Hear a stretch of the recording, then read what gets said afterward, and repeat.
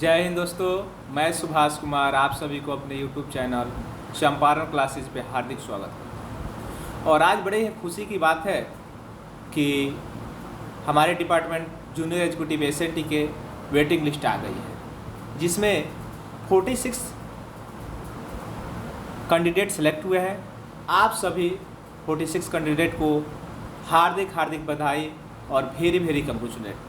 तो आज का जो ये वीडियो होगा, आपको इस वीडियो का मकसद ये होगा कि आपको आने वाला जो भी दिन है, जैसे मेडिकल, डॉक्यूमेंट वेरिफिकेशन, ये सारे चीज़ में कोई भी परेशानी आपको ना आए, इसके लिए ये वीडियो आज बनाया जा रहा है।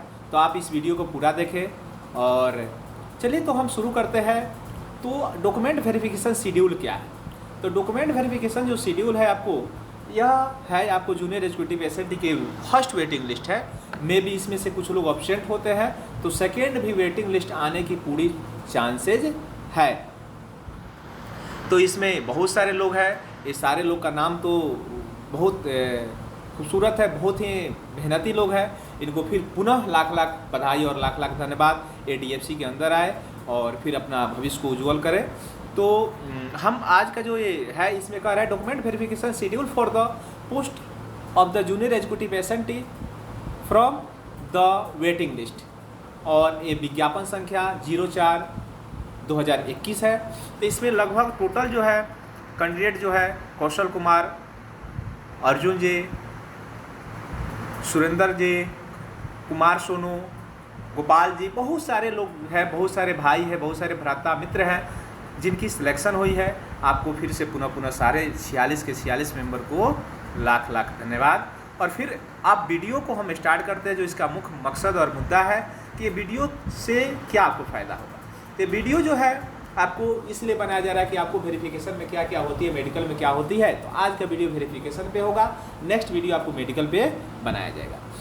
तो इसमें है क्या कि आपको जो है फ़ायदा जो है आपको ईमेल और एसएमएस के द्वारा सूचित कर दिया गया है। यही 2 नंबर में कह रहा है कि आपको ईमेल और मैसेज के द्वारा सूचित कर दिया गया है कि आप शॉर्ट लिस्टेड कैंडिडेट हैं। आप वेरिफिकेशन और मेडिकल के लिए जो दिल्ली मेट्रो स्टेशन, आपको सुप्रीम कोर्ट मेट्रो स्टेशन है, जिसे हम लोग प्रगति नगर मेट्रो स्टेशन के नाम से भी पहले जानते थे, वहीं पे इसका जो है ऑफिस है, यहीं पे आपका वेरिफिकेशन होगा। देन नेक्स्ट डे आपका मेडिकल के लिए दूसरे जगह, जैसे कि हम लोग का medical max hospital Noida sector 137 में हुआ था।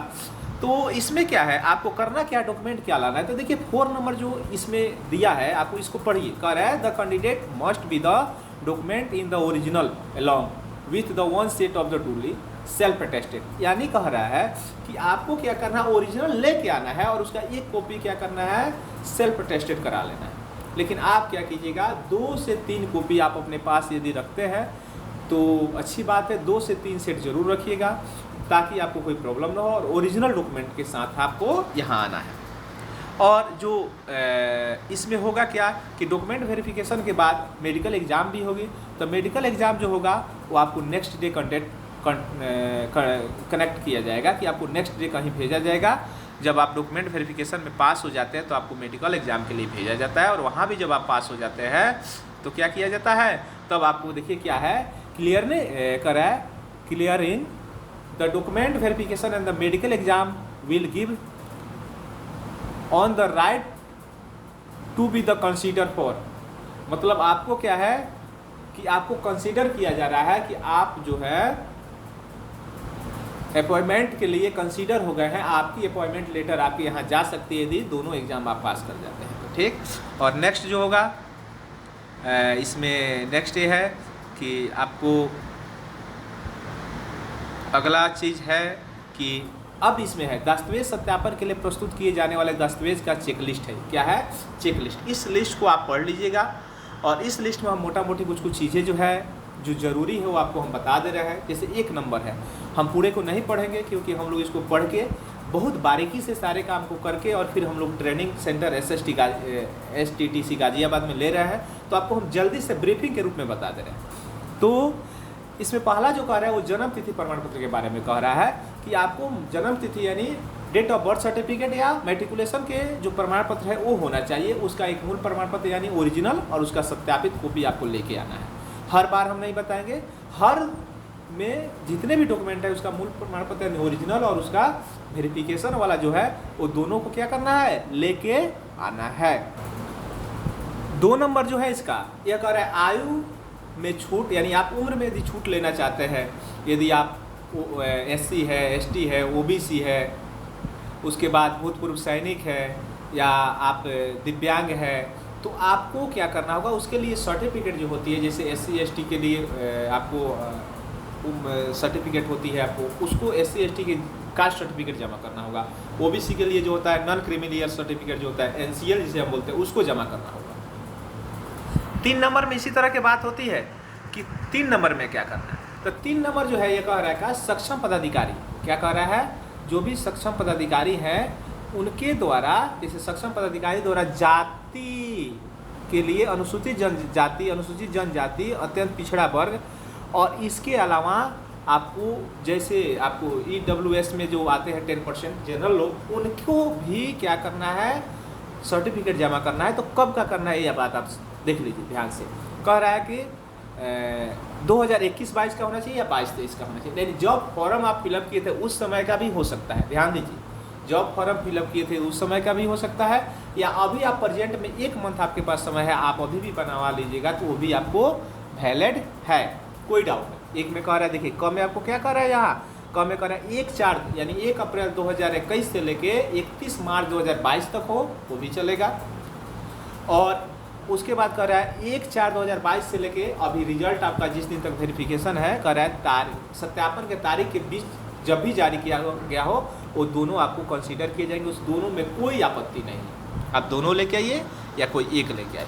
अगला जो चीज़ है इसमें, अगला जो चीज़ 4 नंबर है वो EWS को लेके है। क्या है, EWS को लेके है। कह रहा है EWS के लिए जो रिक्तियों के आवेदन की उम्मीदवारी के लिए 2020-21 में है या 21-22 के लिए वैध है, संपत्ति यानी आपके जो इनकम सर्टिफिकेट है EWS का, वो आपको प्रस्तुत करना होगा। EWS के लिए इनकम सर्टिफिकेट प्रस्तुत करना है।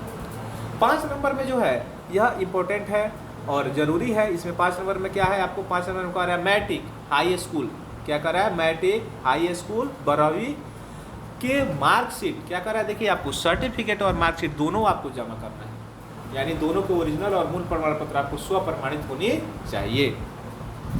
अगला जो है आपको, अगला देखते हैं 6 नंबर में क्या कर रहा है। तो 6 नंबर में आपको कह रहा है का संबंधित विश्वविद्यालय संस्था बोर्ड द्वारा जारी अंतिम ITI डिप्लोमा डिग्रीधारी योग्यता के अनुसार, जैसे आप क्या है, आपका जो भी डिग्री है अंतिम डिग्री, वो आप यहाँ पे यदि दिए हैं तो उसको आप उसके मार्कशीट, उसके जो भी अंक प्रमाण पत्र है, अंक प्रमाण पत्र, वो सारे आपको या मूल प्रमाण पत्र देना है। 7 नंबर में कह रहा है संबंधित विश्वविद्यालय संस्था बोर्ड द्वारा जारी ITI डिप्लोमा डिग्री पाठ्यक्रम के सभी सेमेस्टर, यानी आप ITI किए तो आपका 4 सेमेस्टर होगा, जिनका सेमेस्टर नहीं है वो डायरेक्ट फाइनल होगा।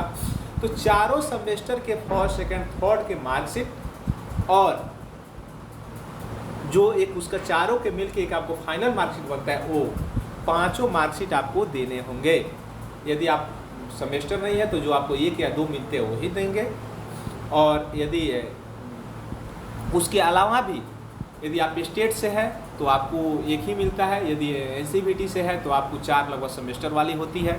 आगे 8 नंबर में कराया, देखिए किसी विश्वविद्यालय में अंक के स्थान पर ग्रेड CGPA, ग्रेड या CGPA की व्यवस्था है, तो वहाँ पे परसेंटेज निकालने की फॉर्मूला होती है। यदि आपके मार्कशीट के पीछे है तो कोई बात नहीं है तो उम्मीदवार को संस्था के प्रतिशत रूपांतरण फॉर्मूला मूल रूप से प्रदान कराना होगा, यानी आपने स्कूल के जो आपको प्रिंसिपल होंगे उनके जो उनका अपना एक स्टाम्प होगा, उनका जो पैड होगा, उस पैड पे आपको लिखवा के लाना होगा कि यही क्या है, मेरा परसेंटेज निकालने का फॉर्मूला है।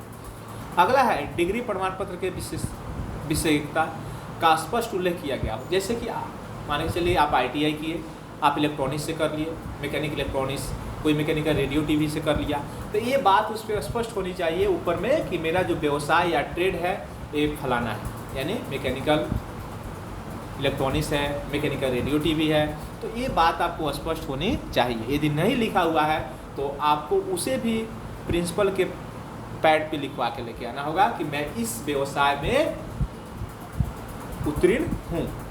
अगला जो है 9 के बाद जो है इसमें हम देखते हैं कि आगे क्या है। तो आगे जो होगा, आगे 10 कह रहा है आपको, 10-11 जो कह रहा है, यह कह रहा है ऐसा मामले जहां पे प्रोविजनल डिग्री जारी किया गया हो, मूल डिग्री प्रमाण पत्र जारी नहीं किया गया हो, उम्मीदवार मूल डिग्री प्रमाण पत्र जारी न करने में प्रोविजनल डिग्री के वितरण प्रमाण पत्र करने के संबंध में कॉलेज, विश्वविद्यालय, संस्था, बोर्ड, प्रिंसिपल, रजिस्ट्रार द्वारा विधिवत हस्ताक्षर की मुहर लगाकर एक प्रमाण पत्र जमा करना होगा।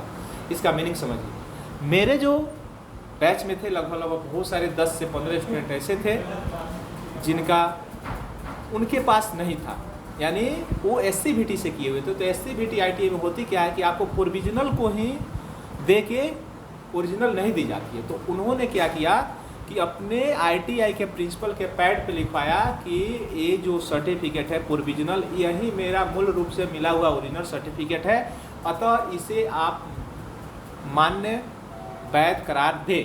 तो यहाँ पे आप आइएगा तो आपको कोई इशू नहीं होंगे। तो ये बात आपको समझ में आ गई, क्या करना है वहाँ पे उसको अपने प्रिंसिपल से लिखवा के लेके आना है।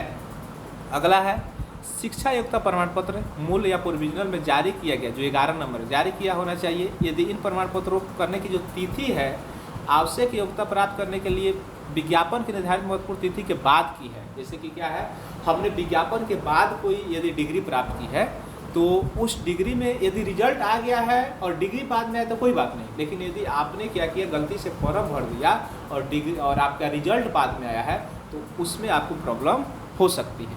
लेकिन आपका यदि रिजल्ट आ गया है और डिग्री बाद में आपके कॉलेजेज में आई है तो आप उसे लेकर अपने प्रिंसिपल और डायरेक्टर से जो भी है वहाँ पे उसे लेटर पैड पे लिखा लीजिए कि हमने हमारा रिजल्ट इतना को आया था और हमने मूल प्रमाण पत्र हमने इतना को प्राप्त किया। अगला जो है आपको 13 नंबर कह रहा है कि यदि कोई प्रस्तुत किया गया दस्तावेज प्रमाण पत्र हिंदी या अंग्रेजी में है, अन्य भाषा में नहीं है, यानी जो मान्य भाषा हमारी यहाँ है हिंदी अंग्रेजी में नहीं है, अन्य भाषा में है, तो प्रतिलेख जो कि किसी राजपत्रित अधिकारी, यानी कहते हैं कि कोई आपको अधिकारी है या नोटरी द्वारा प्रमाणित किया हो, जमा करना है कि मैंने जो भी जो ये है वो क्या है, मेरे इस भाषा में ये डिग्री प्राप्त की है, इसको वहाँ एक प्रतिलेख के रूप में आपको प्राप्त होना चाहिए। अगला जो है 12-13 नंबर जो है कर उम्मीदवार जो सरकारी अर्ध सरकारी सार्वजनिक क्षेत्र के उपक्रमों, यानी ये जो लाइन है आपको, ये लाइन उन लोगों के लिए है जो पहले कहीं वो सर्विस कर चुके हैं, इनको हम एक्स सर्विसमैन कह सकते हैं, ठीक है ना, क्या कह सकते हैं, एक्स सर्विसमैन कह सकते हैं। तो ये ज़्यादा इंपॉर्टेंस नहीं है आपके लिए, आप बस इसको आप पढ़ लीजिएगा जिनकी आवश्यकता लगती है। आगे कर रहा है सक्षम पदाधिकारी से प्राप्त भूतपूर्व सैनिकों के लिए, ये भी वो सैनिक के लिए है, ये भी आप पढ़ लीजिएगा, आपको कोई ज़्यादा दिक्कत नहीं है। यह बेंचमार्क दिव्यांग के लिए है। श्रेणी में व्यक्तियों के संबंध यदि सक्षम पदाधिकारी द्वारा जारी निर्धारित प्रमाण पत्र विकलांगता का प्रमाण पत्र आपको देना होगा। जैसे कि बहुत सारे लोग हैं कि विकलांग प्रमाण पत्र विकलांग भर देते हैं लेकिन उनके पास प्रमाण पत्र नहीं होती है, तो उनका जो है सिलेक्शन को कैंसिल भी किया जा सकता है यदि वो जनरल में पास नहीं किए होंगे तो। अगला है आपको 16 नंबर दस्तावेज सत्यापन के लिए जारी की गई ई प्रवेश पत्र का पूरा प्रिंट आउट निकालें। जैसे कि ई प्रवेश पत्र जो होता है आपको 5-6 पेज का, जितने पेज का वो दिए होंगे, तो आपको पूरा प्रिंट करना है और वो पूरे प्रिंट करके उसके 2 से 3 कॉपी आपको करा लेनी है और उसके बाद सारे डॉक्यूमेंट के 2 से 3 कॉपी आप करा लीजिए और फिर सेल्फ अटेस्टेड उसको 100 प्रमाणित और फिर डेट चढ़ा दीजिए। अगला जो है आपको 17 नंबर का रहा है कंप्यूटर आधारित टेस्ट, जो CBT हम लोग दिए थे उसके बाद परीक्षा हुई है, यदि आपकी हम लोग की तो नहीं हुई है तो CBT हुई है तो क्या करना, उसके द्वारा ई प्रवेश पत्र जो है आपको लाना जरूरी है। ई प्रवेश पत्र के भी आप यहाँ लेके आइएगा, उसकी भी आवश्यकता होती है। आगे कर 5 रंगीन पासपोर्ट आकार के नवीनतम फोटो बनवाइए। यानी आपको क्या करना है, अभी इस मंथ में जब आपकी वेटिंग लिस्ट आ गई, आपकी रिजल्ट आ गई फाइनली, तो आपको जाना है खूब अच्छा खूब बढ़िया फ़ोटो खिंचानी है और 5 नहीं उसके जगह पे कम से कम 15-20 बनवा लीजिए, क्योंकि आपको आगे मेडिकल वेरिफिकेशन, आगे ज्वाइनिंग तक काम आने वाली है। क्योंकि हम लोग 5-5 करके लगभग 2-3 बार बनवाए, तो आप इस दिक्कत से बच जाइएगा। आगे है आधार कार्ड। आपकी जो आधार कार्ड है उसका ज़्यादा चीज़ मैच करने की ज़्यादा आपको सोचने की ज़रूरत नहीं है। आपका नाम, पापा का नाम और डेट ऑफ बर्थ, ये 3 चीज़ आपके जो डॉक्यूमेंट्स है मैच होनी चाहिए, स्पेस, स्पेलिंग और डेट ऑफ बर्थ। तो इसको आपको देख ले, यदि नहीं है तो इसको भी सुधरवा लीजिए। आगे जो है तो 18 नंबर में क्या हो गया आपको 5 फोटो हो गया, ये आधार कार्ड हो गया। आगे है स्थानीय खाता संख्या जिसे हम लोग पैन कार्ड कहते हैं, परमानेंट अकाउंट नंबर कहते हैं, ये आपके पास है तो ठीक है, नहीं है, यदि नहीं किया है तो आवेदन के वापसी रसीद के फोटोकॉपी संकलन करें। जैसे क्या करना, नहीं आपकी है तो आप आवेदन अभी कर दीजिए, आज कीजिए, कल कीजिए, ज़रूर कर दीजिए, क्योंकि आपको पैन कार्ड की ज़रूरी हमेशा आएगी। तो आप पैन कार्ड बनवा के और उसको आप लेके आ सकते हैं, उसकी जो मिलती है रसीद रिसीविंग वो लेके आ सकते हैं, उसको कंसीडर कर किया जा सकता है। आगे जो है इसका लगभग मेरे ख्याल से लास्ट ही होना चाहिए।